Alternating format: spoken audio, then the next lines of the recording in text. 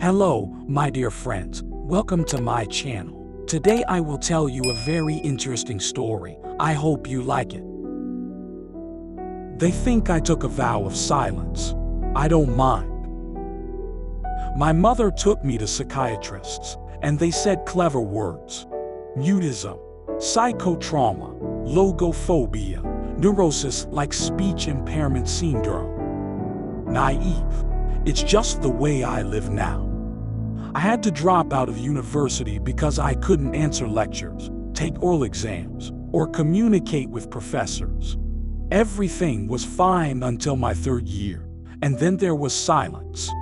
I missed 3 days of studying, and as of Monday, not a word. The professor came to the dormitory, called the dean, the rector. I was even expelled for my silence during classes. They didn't dare to expel me right away and sent me to the doctor. Then my mom came. Then I had to go back to the doctor and get an academic degree. Not another word. Then we came home. Talking to my father. Dad bangs his fist on the table and yells. In the evening, my sister comes in and tries to talk. I look over my left shoulder and am silent. I'm sorry, little sister. I'm sorry, Dad. I'm sorry, Mom. From now on, it will always be like this. A year goes by. The sabbatical is over, and I don't go back to school. It makes no sense because I don't say anything. Sometimes I want to say something, but I look over my shoulder and say nothing. I read a lot. I do a lot of studying on my own. Not languages. I like programming and contextual advertising more. It's my future and my money. You don't have to talk to a client, you can text. My parents will leave sooner or later, and I have to live and help my sister. For 6 months, I went to a mental institution. The kind and young woman doctor spoke softly and calmly, tried to get me to talk.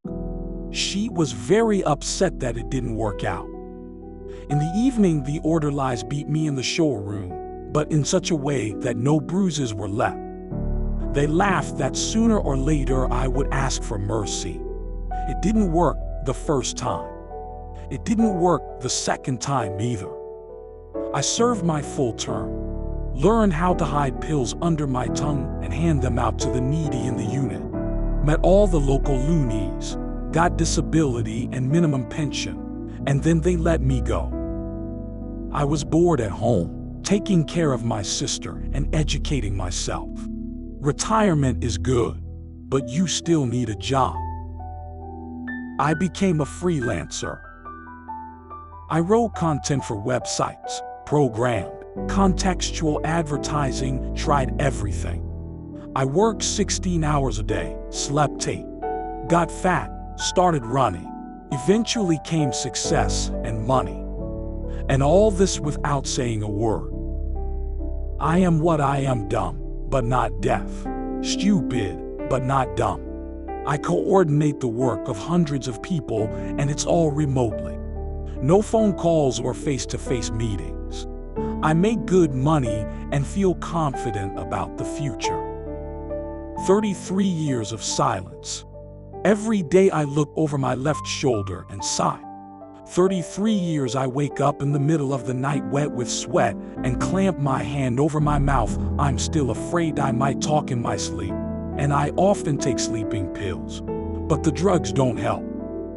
Sometimes I want to tell at least someone, to share my fear, but it's not possible. Even now I type this text and then cowardly erase it. That day, Artem and I had too much to drink and he got behind the wheel. I shouldn't have done that. Even in that state, I understood that. But I was so drunk that I only blinked, mumbled something, and tried to talk my friend out of it. But he shrugged and laughed stupidly. Then he grabbed me by the scruff of the neck and put me in the passenger seat while he got behind the wheel. I was no longer able to resist and stared dumbly at the road blurring in all directions. I managed to get to the club without crushing anyone in the crosswalk or getting caught by the police. Managed to pick up girls. Managed to drive into the woods to some dacha. I remember the trees around me, the green grass, the paving stones under my feet, and the dogs tearing off their chains. I remember vomiting and then lying dead under the porch trying not to die. Then something bad happened. Artyom ran out of the house naked and raced off into the distance, flashing his ass. I lifted myself up on my elbow, wiping my mouth with my sleeve. The cottage door swung open and a naked girl rustled up the steps, so quiet as if not touching her bare feet.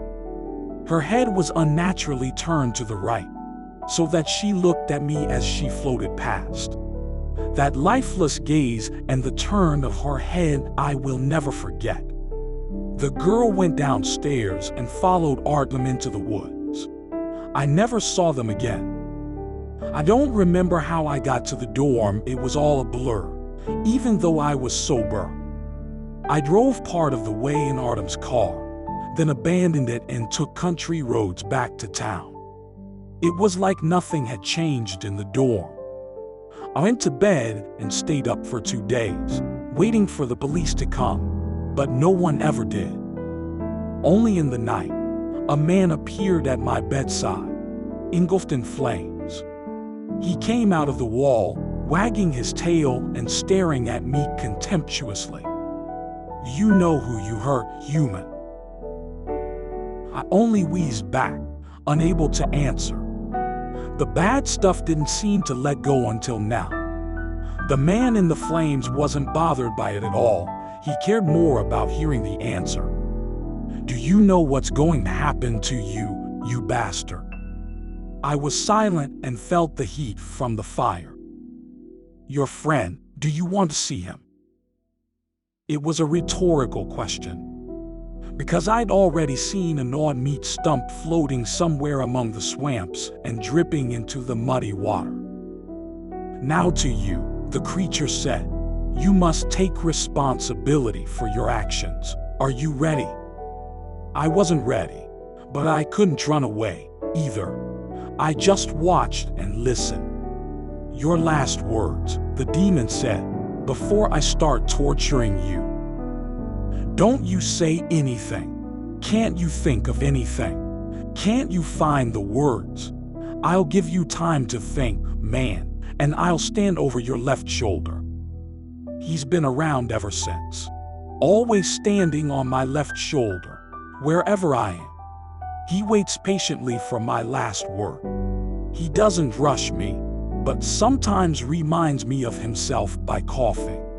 He needs one last word, any word, and then he will proceed.